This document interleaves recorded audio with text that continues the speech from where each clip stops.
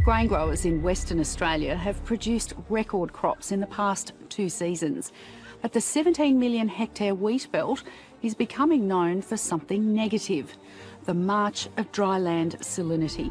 In Western Australia, 2 million hectares of farmland turned white and stopped growing anything at all. Soil so poisoned, you can see the damage from space. Then someone started planting trees, not a few thousand, 35 million of them. It's been a long-term goal to try and bring these areas back to a completely restored ecosystem. Scattered across a 200-kilometer scar of dead ground, with no irrigation, no fertilizer, and no machinery to speak of. And against everything the experts predicted, the land is coming back to life. Birds that vanished decades ago are nesting again. So how do you rebuild an entire ecosystem from poisoned dirt, using nothing but the right trees? The sealed system. To understand how you bring dead ground back, you first have to understand what was lost. Because the thing that broke here was invisible, and it had been working flawlessly for longer than our species has existed. For millions of years, the Western Australian wheat belt operated as a perfectly sealed hydrological system. Dense, multi-layered woodlands of eucalypts, acacias, and native shrubs covered the landscape, their root systems reaching as deep as 30 meters into the earth. These plants functioned as a single enormous biological pump, drawing water out of the soil and breathing it back into the atmosphere through their leaves at a rate that nearly perfectly matched the incoming rainfall. Less than 1 millimeter of water per year slipped past their roots. Sit with how precise that is. Whatever fell from the sky, the plants pulled back up and exhaled again, leaving almost nothing behind to seep downward. The water table sat safely at 20 to 30 meters below the surface, and the salt that had been accumulating in the deep clay for geological time, up to 110,000 tons of it under a single hectare, stayed locked down there, sealed away from every living thing by a vast dry column of earth. Picture it as a machine running on no electricity and no maintenance. Rain falls. The deep roots reach down, pull that water back up through the trunk, push it out through the leaves as vapor. The salt below never gets touched because there's never enough loose water reaching it to wake it up. Every part of the system was doing exactly one job, and together, those jobs canceled out almost perfectly. Nothing leaked, nothing rose. It was a balance so stable it had held for longer than the human species has existed. And here is the part that should make the hair stand up on your arms. A balance like that doesn't announce when it's about to break. It just keeps looking fine, right up until the moment it isn't. The people who broke this one had no idea they'd touched it at all. 1 million acres, a year. Between the early 1900s and the 1960s, the Western Australian government ran a land clearing program so aggressive it had its own slogan: 1 million acres a year. Read that again. That wasn't a warning printed somewhere in fine print. That was the goal, splashed across the brochures, celebrated in the papers as the March of Progress. Across some districts, more than 95% of the native woodland was ripped out and replaced with annual crops: wheat, barley, pasture for sheep, plants with root systems barely a meter deep, plants that grew for a few months each winter, then died or went dormant, leaving the ground bare and biologically silent for the rest of the year. The pump that had managed this landscape's water balance for millions of years was switched off. Not gradually, not partially. Switched off across an area larger than some entire countries, and replaced with vegetation that couldn't come close to doing the job. And here's what nobody saw, because nobody was looking underground. The shallow crops couldn't intercept all the rainfall, and the excess slipped past their roots and kept going, down into the deep soil, down toward the aquifers. Leakage jumped from near zero to somewhere between 30 and 60 millimeters per year. Multiply that by millions of hectares. Compound it over decades. You are quietly pouring billions of liters of water into aquifers that were never built to receive it. And every drop is reaching down towards something that should have stayed asleep: the rising. The water table began to climb. A farmer standing on his paddock in 1970 wouldn't have noticed a single thing wrong. His crops came up, his sheep grazed. The damage was happening 20 meters below his boots, silent and patient, year after. year, while everything at the surface looked completely normal. That's the part that should unsettle you. There was no spill, no fire, no flood, no villain. Just an invisible water table creeping upward at the speed of a fingernail growing. 1/10 of a meter, sometimes nearly a full meter, every single year. And as it rose, it did something far worse than just getting closer. It dissolved the ancient salt deposits it climbed through, transforming itself from fresh groundwater into concentrated brine. The longer it rose, the more poisonous it became. It was a loaded gun rising slowly toward the surface, and no one above ground could feel the trigger being pulled. If a landscape quietly poisoning itself from below is the kind of story you want more of, subscribe right now. Because what these people tried next to fix it cost billions of dollars and made everything so much worse. Stay with me, because this is the part where the ground itself turns against them. The 2-meter line. In the wheat belt soils, there is a critical depth, roughly 2 meters below the surface. Above that mark, gravity stops being in charge. The microscopic pores in the soil begin acting as a wick, drawing liquid upward the way a paper towel pulls water out of a puddle. Against gravity, steadily, as long as there's water at the bottom and dry air up top. Then the rising brine crossed that line, and the moment it did, the soil itself began pumping toxic salt water to the surface, continuously, against gravity. There was no off switch, no valve to close. The dirt under their feet had been turned into a machine that only ran one direction now, and it ran every hour of every day. The sun evaporated the water at the top. The salt crystallized and stayed behind.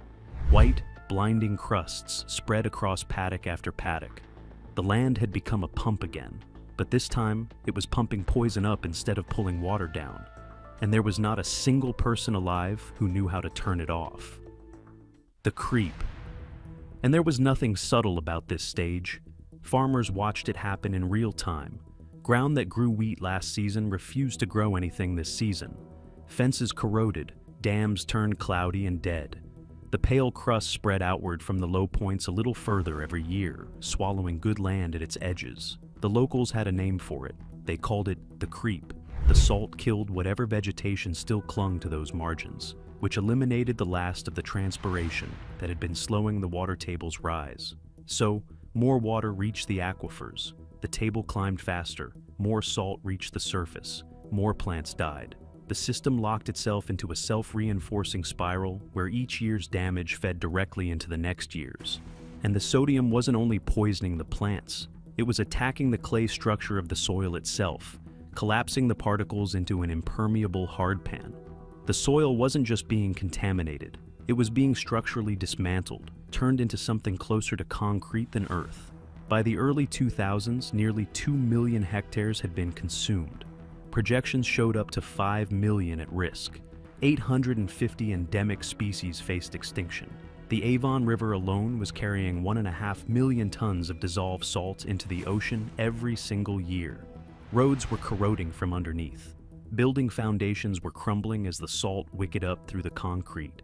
Town water supplies were turning brackish and undrinkable.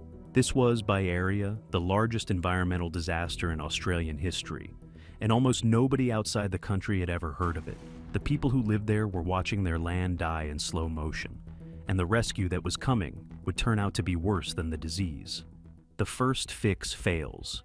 The obvious solutions were mechanical, and every one of them hit the same wall. Pumping bores, drainage trenches, evaporation basins. They went after the symptoms and ignored the cause. A single relief, could only lower the water table within about 100 meters of itself. Trying to cover millions of hectares that way wasn't expensive. It was physically impossible. You'd need a forest of pumps and the electricity to run them forever. Then came the largest intervention attempt in the region's history. And this is where you need to pay attention, because the people behind it got the diagnosis exactly right, and then made it catastrophically, unbelievably worse. In the late 1990s, the Australian government created tax incentives that poured billions of dollars into forestry. Two massive agribusiness companies, Timber Corp and Great Southern Plantations, acquired hundreds of thousands of hectares and planted them with a single species, Eucalyptus globulus, the Tasmanian blue gum. On paper, the logic was clean. The landscape was missing its biological pump. It needed trees to pull the water table back down. Blue gums grow fast and drink hard. A single mature tree can pull 37 liters of water out of the soil every day. Plant enough of them, reinstall the pump, walk away rich. Simple. There was just one problem, and it was buried in the rainfall numbers nobody wanted to look at too closely. The straw that snapped. The blue gum was built for Tasmania's cool, wet coastal forests, where annual rainfall reliably tops 600 millimeters. The wheat belt receives 300 to 400. That gap, 200 millimeters of rain a year, was the entire margin between a working pump and a death sentence. At first, it looked like a triumph. The blue gums established quickly and began drawing the water table down. Progress on every spreadsheet, in every investor report. But their thirst was calibrated for a wetter world. They burned through the available soil moisture faster than the rainfall could ever replace it. And when their roots stabbed down for more, they hit the ironstone, the hard pan, and the granite layers that sit less than 2 meters below the surface across much of the wheat belt. They couldn't push deeper, so picture it. A tree built to drink like it's in Tasmania, trapped in a shallow band of soil, running flat out in a climate that can't keep its glass full. The columns of water inside the wood are stretched under enormous tension, hauled upward with nothing arriving to replace them. And then those water columns physically snapped, the way a drinking straw collapses when you suck too hard on an empty cup. The trees died standing up. On soils less than 2 meters deep, survival cratered to 22%. Gray skeletons across hundreds of thousands of hectares. Then the timing turned a failure into a catastrophe. When the global financial crisis cut off investor capital in 2008, neither company could service its debt, because the trees, the only assets backing those loans, were dead or dying. Timber Corp collapsed in April 2009, carrying $900 million in debt. Great Southern Plantations followed within weeks. Between them, they abandoned over 200,000 hectares of failed plantation and left more than 50,000 ordinary investors holding worthless loans. The wheat belt had just run the most expensive demonstration in history of one brutal truth, and somebody was about to prove the exact opposite. The Parts Manifest. His name was Ray Wilson, founding chief executive of a company called Carbon Neutral. While the corporate plantations were collapsing into bankruptcy, Ray was quietly buying up the worst of the ruined wheat belt land. Starting in 2007, working from a premise none of the big schemes had ever considered. The land wasn't a timber resource to be harvested. It was a broken machine, and the repair manual had been sitting right there the whole time. It was the landscape that had existed before anyone ever started clearing. Where the agribusiness giants saw acreage and yield, Ray saw a patient with a diagnosis everyone else had skipped past. The land hadn't failed because it lacked trees. It had failed because it lacked the right ones, in the right combination, doing the right jobs at the right depths. Replace the part, and the machine should run again. The question was whether it was already too far gone. The project that grew out of that idea, the Yara Yara Biodiversity Corridor, began from a single insight that the billion-dollar schemes had completely missed. The original pump was never one species. It was 40 to 60 species, each one drinking from a different depth, each one shaped over millions of years to survive on less than 400 millimeters of erratic, unreliable rain. The species list reads less like a garden plan and more like a parts manifest for the original machine. York gum, jam wattle, melaleucas, banksias, deep-rooted Mallee eucalypts, and on the worst salt scalds, the white dead ground where absolutely nothing else can survive. Saltbush. Saltbush is the pioneer. It tolerates salt concentrations that would kill any other plant on contact. It establishes right on the toxic crust, pulls water through its roots, and draws down the capillary fringe just enough to start severing the wick. As the local salinity drops, less tolerant species can move in behind it. Acacias at medium depth, melaleucas pushing deeper still. And the native Mallee eucalypts solve the exact problem that murdered the blue gums. Instead of racing upward, they send their energy underground, building thick woody storage organs, sending taproots that navigate around the ironstone the blue gums couldn't crack. When summer drought hits, the Mallees close the pores in their leaves, throttle their water use right down, and simply wait it out. They are pumps rated for exactly this rainfall, and not a drop more. That was the whole secret the billion-dollar schemes never grasped. There was never going to be one perfect tree. The strength of the original system was its diversity. Dozens of species sharing the work, each covering a depth and a season the others couldn't reach. A single species is a single point of failure. A whole community of them is a machine with backup built in. But there was one last lock standing between Ray and the forest. A lock written into the seeds themselves, millions of years ago. Seeds that need smoke. Native Australian seeds have evolved to germinate after fire. It's a survival strategy burned into their DNA over millions of years in a landscape that burns. Their dormancy runs deep. Their seed coats are hard as armor. Without the chemical signature of a bushfire, they simply will not sprout. You could drop them into perfect soil, and they'd sit there, waiting, for a fire that was never coming. So Ray's team bypassed the lock entirely. The seeds are soaked in smoke water, a solution carrying the exact molecules released when plant material burns. The seeds register that chemical signal and germinate as if a fire has just swept through, even though the landscape never burned. A glass of water that smells like smoke, convincing an ancient seed that its moment has finally arrived. Tens of millions of seeds, each one carrying a buried instruction that says wait for fire, all being told the same gentle lie at once. So, an entire forest can wake up on schedule. The planting relies on modified direct seeding machinery, heavy gear that cuts straight through the hardened salt crust and carves V-shaped micro-catchments that funnel scarce rainfall right onto the seedbed. Into those furrows goes a deliberately chaotic mix of dozens of species, not in tidy rows, not in blocks, in the tangled overlapping mess that mimics how a real native woodland actually grows. 35 million native trees and shrubs, 40 to 60 species, 21,000 hectares of restored land inside a 50,000 square kilometer management area, building toward a continuous 200-kilometer corridor that will reconnect 12 isolated nature reserves. No irrigation, no fertilizer, no timber harvest, ever. But planting a forest is the easy part.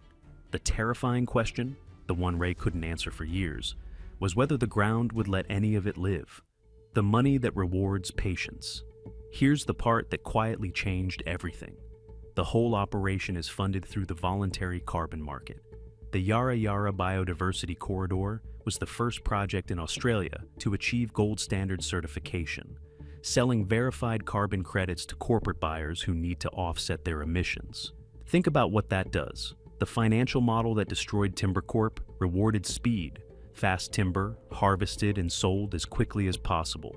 This model rewards the exact opposite. It rewards permanence. The longer the trees stand and the more carbon they hold, the more the project is worth. For the first time, the money and the land wanted the same thing. What was being built here wasn't a forest in any decorative sense. It was a hydrological repair, a multi-layered root system engineered to drag the water table back below the capillary threshold and pin it there permanently on nothing but sunlight and 400 millimeters of rain a year. And then, slowly, the monitoring bores started showing something nobody dared promise out loud. The physics running, backward. The same physics that drove the collapse began to run in reverse. This is the elegant, almost unbelievable part. Nobody had to invent a new force or fight against nature. They just had to flip the direction of the machine that was already running and let the same laws that broke the land slowly put it back together. The cascade had started with leakage, 30 to 60 millimeters of water a year, slipping past shallow crop roots. Across the reforested zones, the multi-depth root network now intercepts rainfall at every level of the soil column. Deep drainage has been driven back down toward the pre-clearing baseline of less than 1 millimeter per year. The leak is closing.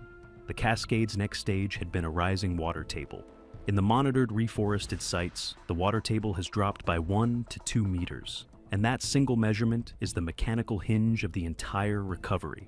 Remember, the capillary threshold sits at 2 meters. Push the water table below that line, and you physically sever the wick. The mechanism that had been pumping salt to the surface for decades simply stops. The Murdoch University team driving stakes into these paddocks, reading bore after bore, season after season, were watching numbers move in the right direction for the first time in living memory. With the capillary connection cut, seasonal rain can finally do what it hadn't managed in a generation. It soaks in and slowly flushes the accumulated surface salt back down through the profile, away from the surface, away from the roots. Murdoch's monitoring has confirmed measurable drops in salt concentration and a steady rise in organic matter across the planted corridors. The soil is starting to behave like soil again. That self-reinforcing death spiral is now running fully in reverse. More plants mean more transpiration. More transpiration drops the water table. A lower water table means less salt at the surface. Less salt means more plants establish.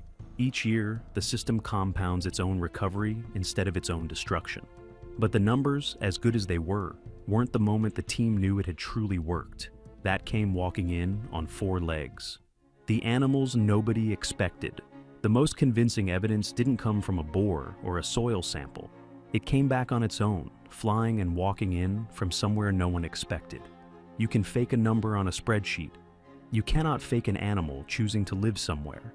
Aerial scanning picked up active breeding mounds built by the malleefowl, a threatened bird that constructs enormous nests out of decaying leaf litter and cannot survive without mature canopy overhead. Its presence is a signal. It means the woodland is now throwing off a continuous surplus of organic matter, enough to feed and shelter a bird that builds its nursery out of the forest floor itself. Then, motion-sensitive cameras in a section called the Hughes Block caught something stranger still. A woolly's false antechinus, a tiny carnivorous marsupial so rarely seen, it doesn't even hold a formal conservation status. It was the first recorded sighting of the species anywhere in the wheat belt. Let that land. A carnivorous predator doesn't just wander into dead ground. It sits at the top of a small food web. For it to be living there, everything beneath it had to already be in place.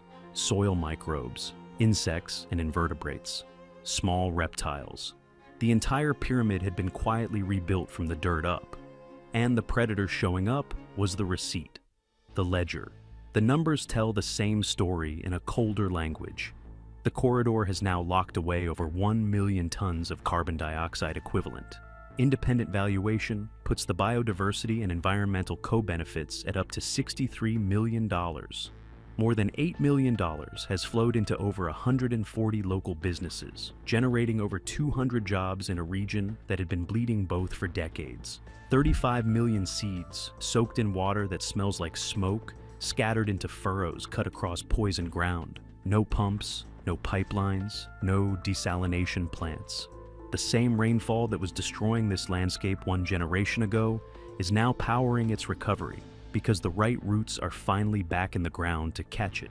And it all traces back to one realization, on one salt-crusted morning, by one man who refused to believe the land was finished. The whole thing in one sentence. The wheat belt salinity crisis was caused by removing a pump. That's the whole story crushed into a single line. The salt was always underground. The water was always falling from the sky. The only thing that had ever kept them from meeting at the surface was a community of plants, rooted at the right depths, breathing at the right rate, running year-round on nothing but sunlight and rain. The fix follows the exact same logic, just reversed. No new chemistry was invented. No drainage infrastructure was engineered. The land simply needed its original pump put back. Not a commercial approximation, not an industrial shortcut.